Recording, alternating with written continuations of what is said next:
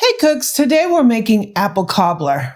Yeah, that's kind of weird, huh? We're used to peach cobbler. Today we're making apple cobbler. We are in the Fannie Farmer Cookbook. This is the Cookbook Club. Welcome to the Amy Learns to Cook kitchen. Okay, so this is a Cookbook Club, and what does that mean?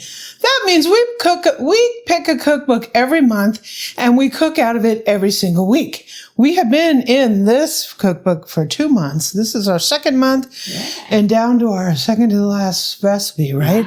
We're making apple cobbler, which is a little weird because I'm used to peach cobbler. And berry cobbler.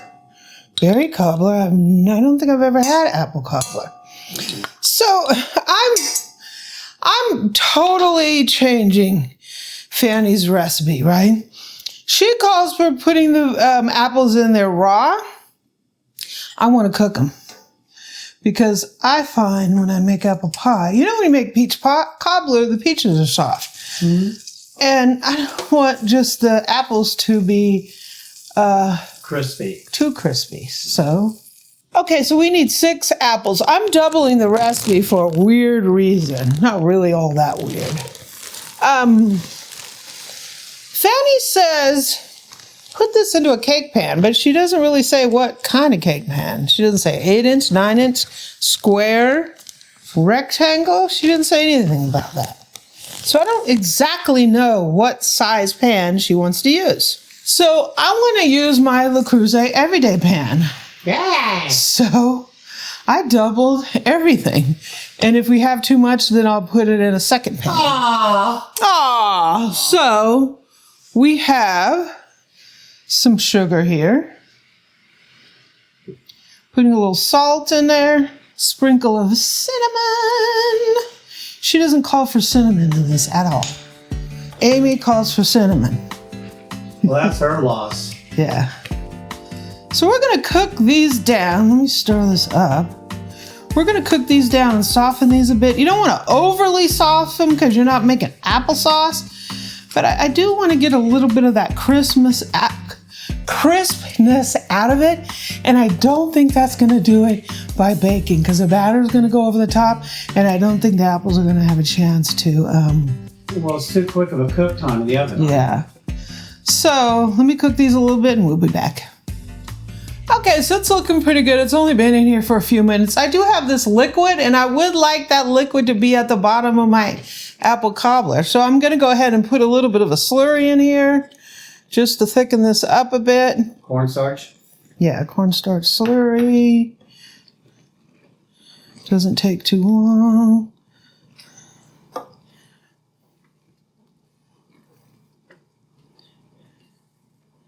That looks pretty good. Let me go grab the Le Creuset. Okay, so we're going to make the batter. This is my winner in my... hand mixer? Yeah, the cordless hand mixer. So we're going to take a whole bunch of butter, so just close your eyes with that.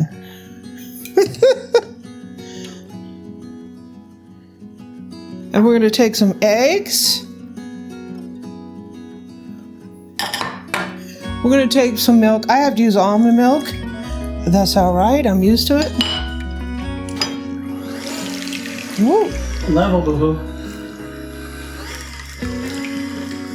Let me go ahead and move in. Your butter kind of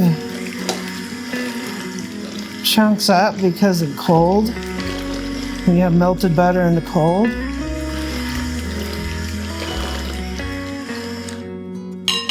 So we have some dry ingredients here. I have some flour, some salt, and some baking powder. Whoops! And a bunch of sugar. Go ahead and mix this together. Sugar is usually a wet ingredient, so this makes it kind of weird. But hey, following directions, right? So we're going to go ahead and start adding this flour in here.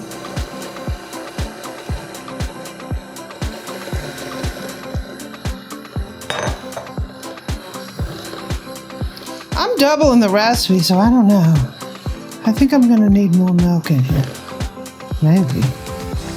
Did you double the milk? Yeah. Well, let all that hydrate with it.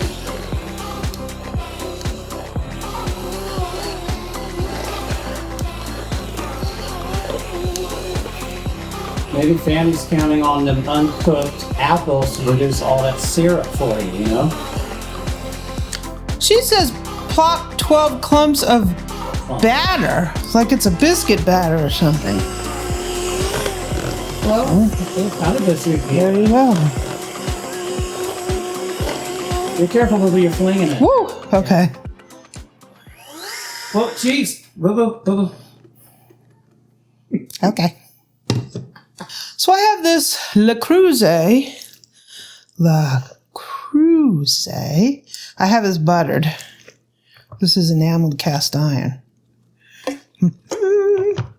You technically could have done it just in here because you could throw this all-clad saute in the oven. Mm-hmm. But, you know, I got to be extra because that's just how I am. But you were also busy cooking the stuff down that your butter would have just melted. Yeah.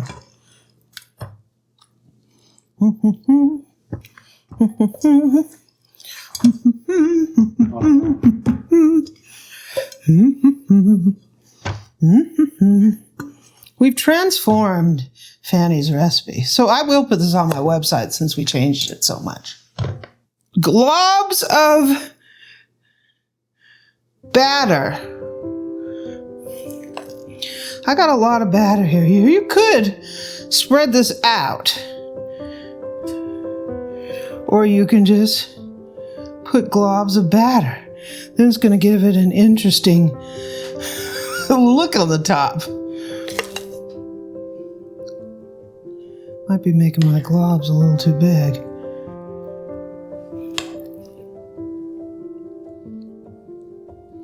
Too big and too close.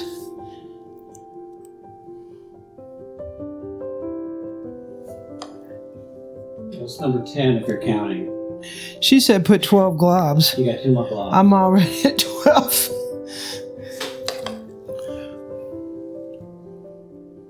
Well, I guess our globs will be soaking up The appley goodness. the appley goodness, yeah.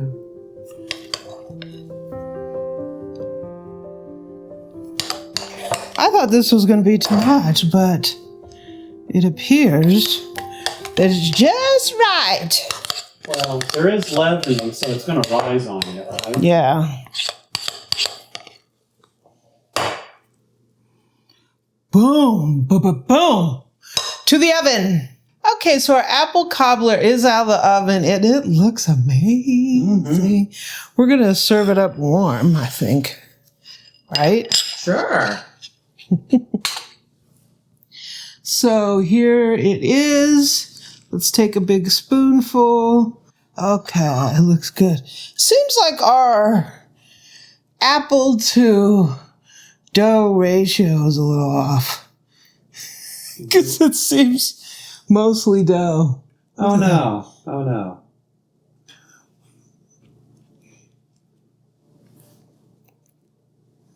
That's how that looks. Woohoo.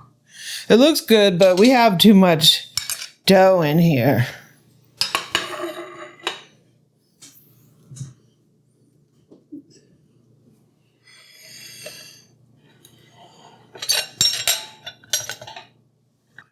So here's our apple here. Yeah, I would say double the apples and single the crust. Mm-hmm. I don't know. Eric's eating it like It's still tastes nobody's business here. it tastes wonderful. It smells good. Mm-hmm. Hot.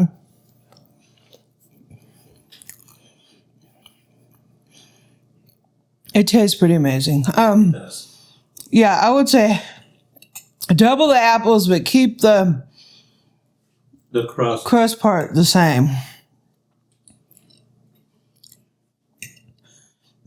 I definitely think I like cooked the apples. Mm-hmm. Well, the apples came out great. Delicious. Mm-hmm. Thank you, Fannie. Another great recipe with some weird changes, right? Hope you enjoyed it.